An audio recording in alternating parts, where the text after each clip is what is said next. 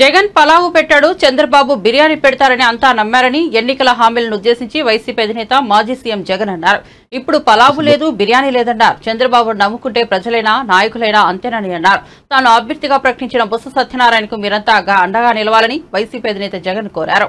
ఉమ్మడి విశాఖ జిల్లాకు చెందిన స్థానిక సంస్థల ప్రజాప్రతినిధులతో వైఎస్ఆర్సీపీ అధ్యక్షులు వైఎస్ జగన్మోహన్ రెడ్డి బుధవారం సమావేశం నిర్వహించారు.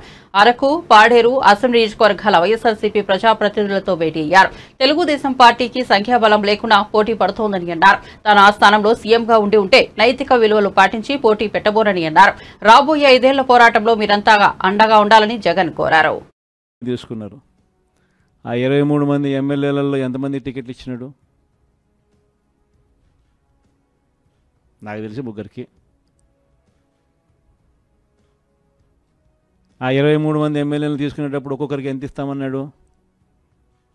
ఒక్కొక్కరికి 20 కోట్లు ఇచ్చింది. ఎంత అడ్వాన్సు? దాని తర్వాత వాళ్ళు ఆ పక్క పోయిన వాళ్ళు అందరూ అన్న మీ దగ్గరికి వచ్చేస్తామన్నా మేమంతా అని చెప్పి నాకు ఫోన్ చేసినారు. అందరూ సున్నాలు అయిపోయి ఇంట్లో కూర్చొని ఉన్నారు.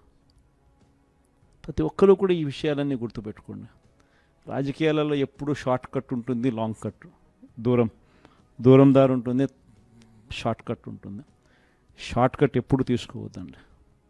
రాజకీయాలలో ఏ రోజైనా కూడా నిలబడాలి అని అంటే, ప్రజల మన్ననలు ఉండాలి అని అంటే, ప్రజల్లో గౌరవం ఉండాలి అని అంటే, కష్టమైనా కూడా మనం తీసుకునే దారి విలువలతో కూడిన దారి, విశ్వసనీయతతో కూడిన దారి తీసుకోవాలి. చేసి లొంగకండి. నేను ఒకటి చెప్తా ఉన్నా. జగన్ పలావు పెట్టినాడు, చంద్రబాబు బిర్యానీ పెడతానన్నాడు. చంద్రబాబు నమ్మి ఓటేసినారు. బిర్యానీ బాయా, పలావు బాయా, లాస్ట్కు పస్తు పండుకోవాల్సిన పరిస్థితి. ప్రాంతం స్పెషలీ ఎప్పుడూ కూడా నాకు తోడుగా ఉంది.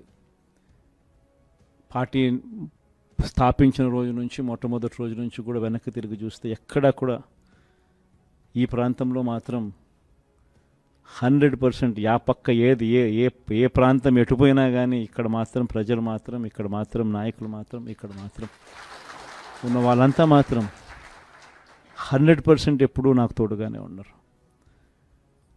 మీ ప్రేమలు, మీ ఆప్యాయతలు ఇదే మాదిరిగానే కొనసాగించమని చెప్పి కోరుతా ఉన్నా. కష్టకాలంలో ఉన్నప్పుడే ఇంకా మీ సహాయము, మీ సహకారము ఇంకా ఎక్కువ కావాలని అడుగుతా ఉన్నా. కష్టాల్లో ఉన్నప్పుడే మీరు ఇంకా గట్టిగా నిలబడాలి అని చెప్పి అడుగుతా ఉన్నా. 5 ఏళ్ళు కన్ను మూసుకుంటూ అయిపోతుంది. ఈ 5 ఏళ్ళ మన పోరాటంలో మీ సహాయ సహకారాలన్నీ కూడా మెండుగా ఉండాలని చెప్పి కోరుతూ, బొత్స సత్యనారాయణను మన పార్టీ తరపు నుంచి మనం ఎమ్మెల్సీ అభ్యర్థిగా మనం రంగంలోకి దింపుతా ఉన్నాం. అందరు ఎమ్మెల్యేలని పిలిచిన, మన ప్రాంతంలో ఉన్న అందరు కంటెస్ట్ చేసిన ఎమ్మెల్యేలను, ఎంపీలను అందరినీ కూడా పిలిచి ఎవరైతే బాగుంటుంది అని చెప్పి అందరి ముందర అందరినీ అడిగాం.